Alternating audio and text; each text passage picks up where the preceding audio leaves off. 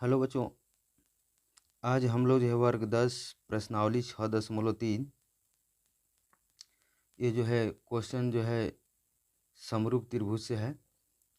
इसका आज हम लोग एक सवाल पढ़ेंगे जिसका प्रश्न संख्या 16 है, जो बहुत ही महत्वपूर्ण क्वेश्चन है। ये करीब करीब हर बोर्ड एग्जाम में हमेशा पूछते रहता है या इस पर जो है आधारित क्वेश्चन पूछेगा आपको। अगर एक बार इसको आज आप समझ लेते हैं तो दोबारा जो है समझने की ज़रूरत नहीं पड़ेगी। देखिए इसमें क्या दिया है, आपको प्रश्न में स्पष्ट दे दिया है कि लंबाई 6 मीटर वाले एक ऊर्ध्वाधर स्तंभ की भूमि पर छाया की लंबाई 4 मीटर है, जबकि उसी समय एक मीनार की छाया की लंबाई जो है 28 मीटर है। तो मीनार की ऊंचाई ज्ञात कीजिए।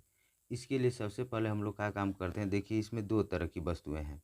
एक जो है स्तंभ यानी खंभा दिया है, और ऊर्ध्वाधर ऊर्ध्वाधर का मतलब क्या होता है, सीधा लंबवत यानी 90 डिग्री का कोण बनाते हुए एक खंभा है।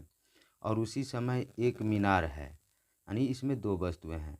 तो देखिए सबसे पहले हम लोग क्या काम करते हैं, पहले हम लोग एक खंभा बना लेते हैं। क्या, तो देखिए यहाँ पर हम लोग जो है खंभा बना लेते हैं।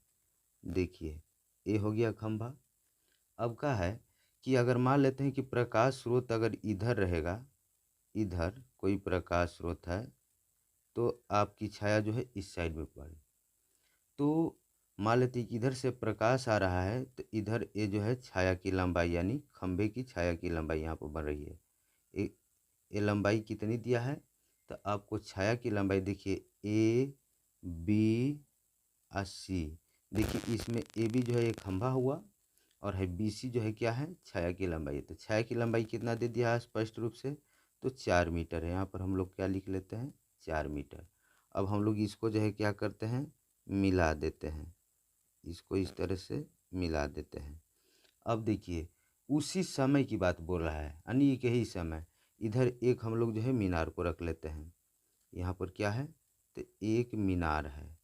ये इसको हम लोग जो है मीनार, यहीं पर हम लोग मीनार को यहाँ पर खड़ा कर देते हैं। देखिए इसकी जो छाया की जो लंबाई है,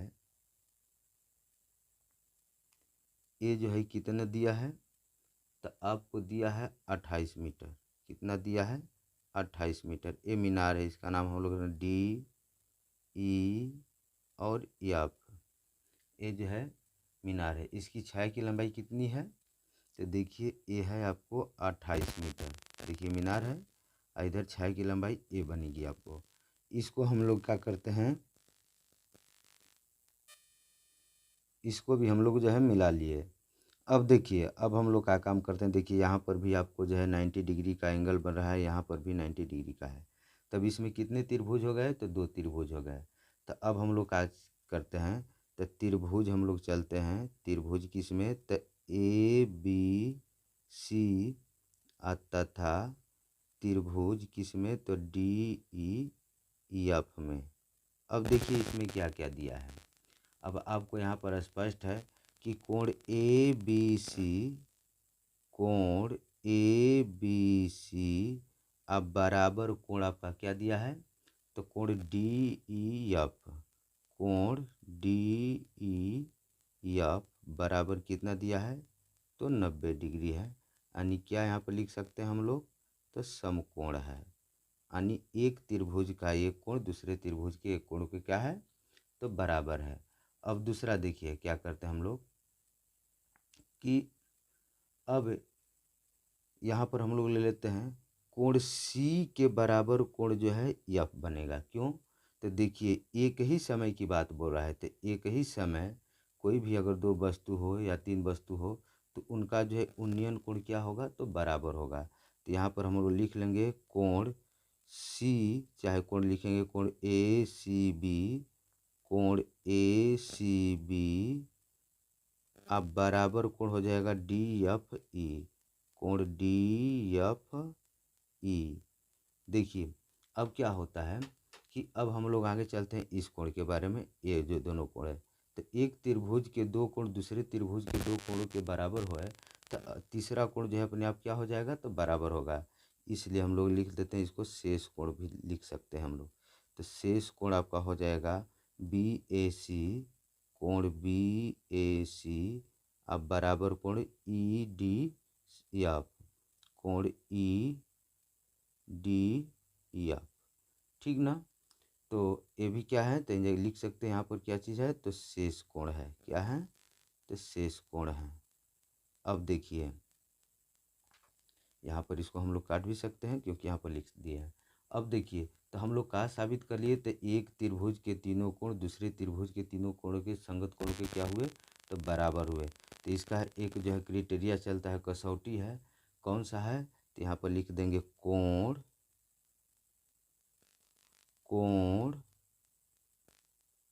कोण समरूपता, समरूपता प्रमेय से, समरूपता प्रमेय से। देखिए कोण कोण समरूपता प्रमेय से, तो अब कोण कोण समरूपता प्रमेय से लिख दिए, तो ये जो दोनों त्रिभुज हैं वो समरूप हो गए। समरूप का मतलब होता है एक जैसा, ठीक ना, या बड़ा हो या छोटा हो उससे मतलब नहीं है, एक जैसा होना चाहिए, ठीक ना, समान रूप का एकदम। तो देखिए अब ये जो जब दोनों त्रिभुज समरूप हो गए, तो अब हम लोग क्या काम करेंगे कि अब समरूप त्रिभुज का एक गुण होता है कि समरूप त्रिभुजों की संगत भुजाएं बराबर होती है और संगत भुजाएं समानुपाती होती हैं और संगत कोण बराबर होते हैं। तो देखिए इसके संगत कोण बराबर हैं, तो इनकी संगत भुजाएं क्या होंगी, तो समानुपाती होंगी। तो देखिए समानुपाती के, तो यहाँ पर आपको एक चीज़ दे दिया था कि लंबाई जो है खंभा की है वो 6 मीटर है, यहाँ पर 6 मीटर दिया है। तो देखिए अब इसकी जो है संगत भुजा ए हो जाएगी, यानी AB की संगत भुजा DE और BC की संगत भुजा EF। तो यहाँ पर हम लोग संगत भुजाओं को समानुपाती रख सकते हैं। तो यहाँ पर लिखेंगे क्या चीज़ कि AB के बटा में DE अब बराबर आपको BC के बटा में EF हो जाएगा, BC के बटा में EF। अब देखिए इस पर हम लोग मान रख लेते हैं। देखिए AB का मान कितना दिया था, तो 6 दिया था। तो यहाँ पर हम लोग क्या लिख लेते हैं, तो 6 बटा में DE का मान कितना दिया है, तो DE का मान नहीं दिया है, वही निकालना है हमको, DE बराबर। अब देखिए BC का मान कितना दिया है, तो BC का मान दिया है 4 बटा में इसका मान कितना दिया है EF का, तो 28 दिया है। अब देखिए अब आगे हम लोग हल करते हैं, तिर्यक गुणा कर लेते हैं। तो 4 में और DE से गुणा करेंगे क्या होगा, तो 4DE हो जाएगा, 4DE बराबर ये कितना हो जाएगा, तो आपको हो जाएगा 28 गुणे 6 हो जाएगा। इसलिए DE बराबर हम लोग निकालेंगे, तो DE बराबर कितना हो जाएगा, तो 28 गुणे 6 बटा में कितना हो जाएगा, 4 ही बटा में आ जाएगा, 4 7 28। अब देखिए इसलिए DE बराबर हो जाएगा आपको कितना, तो 7 छक्का 42 मीटर। तो DE था क्या, तो देखिए यही जो है DE जो है मीनार की ऊंचाई है। तो यहाँ पर हम लोग मीनार की ऊंचाई लिख सकते हैं। अतः मीनार DE की ऊंचाई बराबर कितना हो जाएगी, तो 42 मीटर। यही क्या हो जाएगा, आंसर हो जाएगा।